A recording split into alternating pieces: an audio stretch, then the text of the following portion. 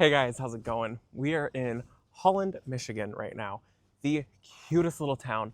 I'm currently at dinner with proven winners. I'm so excited about this. We're gonna get to see some like 2026 plants, some new things coming out. I'm gonna share with you as much as I can. But first, I wanted to show you this super cute little town that they have set up. I don't exactly know what it is, but it is so stinking cute. There's little villages, little vignettes. There's like little like brick houses. It's very Dutch. I don't know if this is where they do like, so Holland, Michigan is like known for tulips. I guess it's absolutely amazing. I mean, I've heard of it. I want to come out here. I want to see that one time. I will see it one time. But it's hard to come out here just to see just tulips. But I heard it's absolutely amazing. But I do want to show you this area because it is so beautiful and their plants are done so well here. And then I'm going to take you guys along for dinner, and then I'm going to take you along for everything else that's happening tonight. So let's turn the camera around and we'll get right into it. So this is the entry into the town. And first thing, Gomphrena, absolutely beautiful. And it's Gomphrena and verbena. All right, we're going to go in here and get a little bit of kind of like, we're going to do a big tour of the garden, so I will get that, but I do want to shoot some of this kind of privately. I love all of these little pathways. Look at this coleus. I believe this is the lime time one. I've grown this one before. One of my favorites to grow in the garden because it does this. That one has some issues, but it does this. And it's so beautiful. Okay, and I just turned around and oh my goodness, this lighting is so pretty. I am madly in love with it. I just think it's the most beautiful, magical town. It makes me very, very happy to be here. And then look at, so I guess a lot of these are proven winners plants, which is really cool. I love that. Some alliums, these must be the serendipity alliums, which are honestly so fabulous, must have for gardens. I love the way that it borders it. The house, look at this, like, isn't that so sweet? I love that. And then we're having dinner in this tent tonight. This is cool. This must have been a well at some point, I'm assuming, because of the circle. That's really, really interesting. Some touch grass, an alocasia in there, and then some sumpatians. I come down this way because this was really pretty. I loved this. And we just were around the corner that way. We kind of went the back way. Full shade area. This is the Jack Frost burner in there. Sweetest little fountain right here. And I really think that I need to grow this. It's very interesting. Just kind of a nice little restful area in the garden. I really do like that a lot. Okay, and I do want to go over there, but it is in full sun, so it might be a little harsh, but you can see how they have like a little like township set up. And then there's, look at this windmill. Isn't that so cute? And I guess there's a big windmill somewhere that you can go up inside of. And I guess it's the only one that the Netherlands has sent over to the US. Okay, and then we're gonna come this way through this arch. I thought this was so sweet. Morning glories. I love morning glories in the garden. So there's difference between morning glories and bindweed. Morning glories grow by seed. Bindweed grows underground and is super invasive. But morning glories also can kind of become a nuisance in the garden, but not super invasive. You can eradicate them. In my growing zone, 9A, I've grown them every year, and then some seedlings come up, but they don't always like take over in the garden. They're very easy to remove if you need to remove them. You literally just pull them before they start setting seed, and you should be able to remove them. If it's bindweed, if you pull it, what happens is it spreads underground by rhizome, and you really can't get rid of it at all. So there is a difference. I've got a whole video on it because some people get very confused why I say I love morning glory.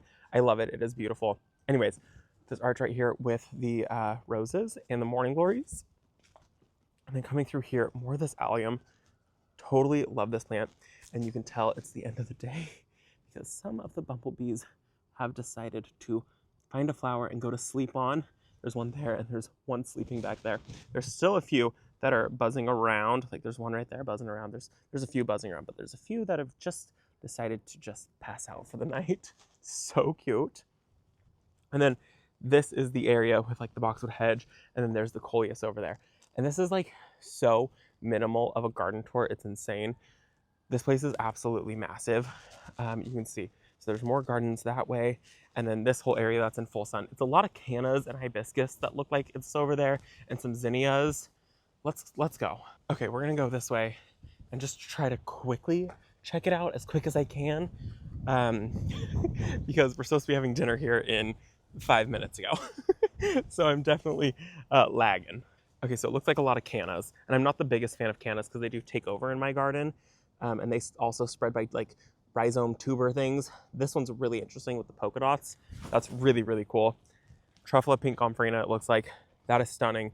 I would like to know who this one is, because this one's really pretty and grows nice and low. I do like that, but I love Truffula pink gomphrena. It does smell like Thai food though, if you have it in a big drift. I have found that in my garden, which I actually really love the smell of it, so I don't mind that at all. But yeah, if you have a big swath of it, you get hints of Thai when it's really hot and sunny.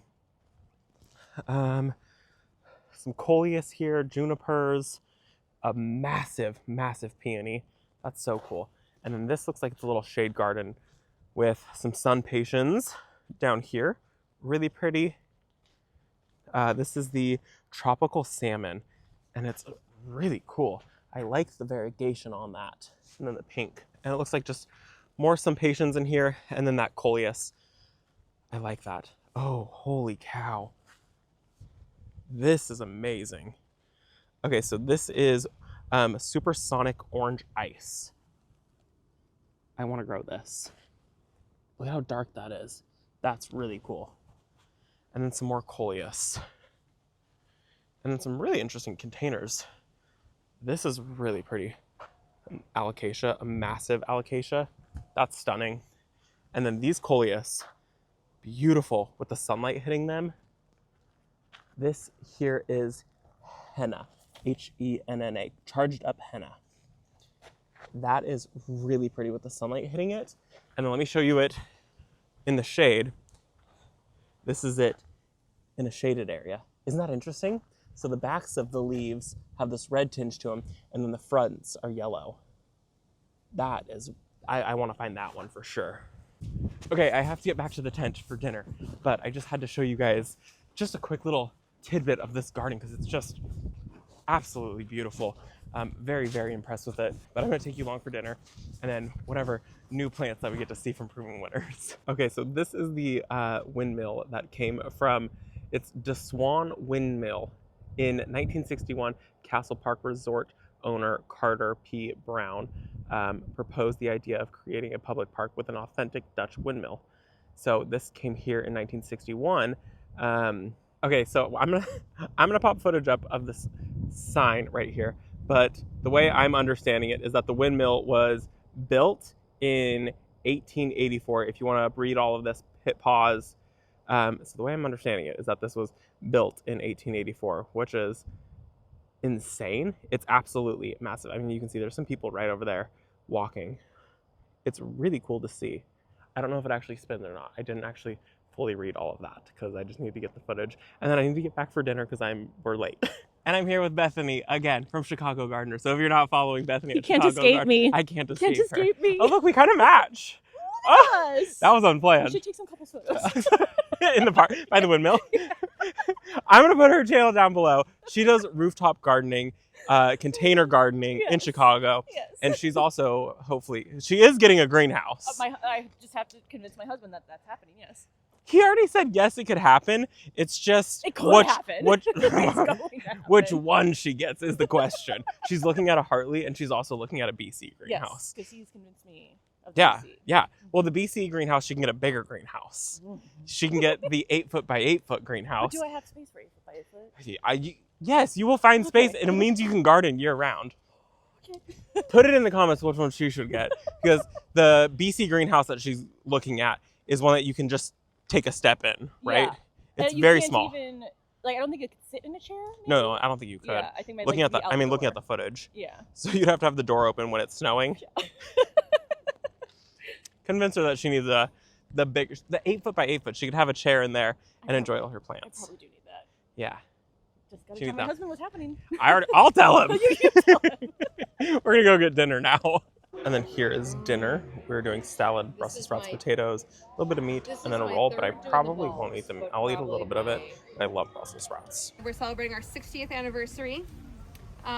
When the windmill came, the grounds were a swamp. It was founded on a large swampy area that used to be an onion farm. So the ground was built up and became Windmill Island. Those first few years, the main focus was the windmill and the Dutch heritage. The main focus of the gardens here for the first 30 years were really on tulips and formal tulip gardens. Over the past 30 years, that's really changed to have more broad gardens with annuals as well as perennials and shrubs. The gardens have really changed a lot over the lifespan of the park. But right now we are underneath 2 dawn redwood trees that were planted actually when the park was first established. Dawn redwoods, if you guys don't know anything about that, that is a tree species that was thought to be extinct for a long time, and then in the 1960s, 50s, there was a patch of them found in China, and they spread out around were propagated throughout the United States. So these are dawn redwoods that were early in their lifespan. The central leader was cut off, which is kind of done as a pollarding, like a European gardening, formal garden practice. And that made them have these really interesting interwinding shapes, which just make them kind of the gem of our gardens. They're one of our most asked about features. This year at tulip time, which I'll get to, we had 85,000 visitors. Wow. And then throughout the course of the year so far, we're at about 160,000 altogether. So we get about half of our visitors during tulip time. So throughout the park, we have about 150,000 tulips planted every spring. We replant them every single spring.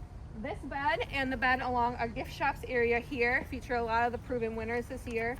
I think the shop entrance, those are exclusively proven winners, which were very kindly donated by proven winners for this event. So thank you guys for coming.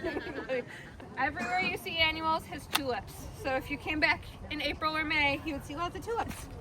This is kind of one of my favorite parts of our garden under these oak trees. These oaks are beautiful mature trees that give a lot of shade during the day. We've got Empress Wu Hosta, Humpback Whale Hosta over there. There's a beautiful area in the perennial garden. And then if you see over there, we have our map and our blooming now rack, which is kind of an education thing for a lot of people who come here just to see the windmill. They're not really thinking of coming to see a garden. They don't have much garden knowledge. They're just thinking of the windmill. Or we have the other way where people are coming to see the gardens. They don't necessarily know there's a windmill. So we try to do education for both. The blooming now rack, we rotate out every day. We'll check and make sure that it's fresh with fresh flowers, and those are labeled so that people can see what's currently in bloom in the garden, which I think is something that people really appreciate. They don't know anything about plants, like, oh, I saw that plant somewhere else out in the garden, and now I know what it is here and can see its bloom. We do have our conservatory open as well. That's a hot house, and we have 2 grow houses here. Both of those are historic structures. One came from the Marigold Lodge, which was a hotel in the area that was being decommissioned, and they were taking down their grow house. And then the other one was from Aquinas College, same story. They were decommissioning a grow house. Both of those were moved here and reestablished, so we grow one who grows all of our annuals, and one is for people to tour and visit. Tricky to have such a light colored hosta that show their damage from the sun a lot, but I've found that this one really is tough. So I really like Liberty. Okay, my friends, that is going to be it for this video. We are ending the evening here. I hope that you guys enjoyed this video. It was so much fun to be able to come see this field and come see all of the plants and see everything and see this. It's a working windmill. So we're at Windmill Garden Islands, and it's absolutely beautiful. I've learned so much. I honestly was kind of shocked about it. So pretty much all the plants that you guys saw today were all proven winners plants, which was really cool. And then they have a huge tulip festival. The lady was saying to come the week before or the week after so you don't get stuck in crowds. So there's a big tip. But definitely come check out this windmill. It's really cool. You can go inside during the day, during certain times. It is closed right now, so we can't go inside, but normally you can go in and you can go up and check it out. So I'm gonna go. Everyone has already left me. I hope that you guys enjoyed this video.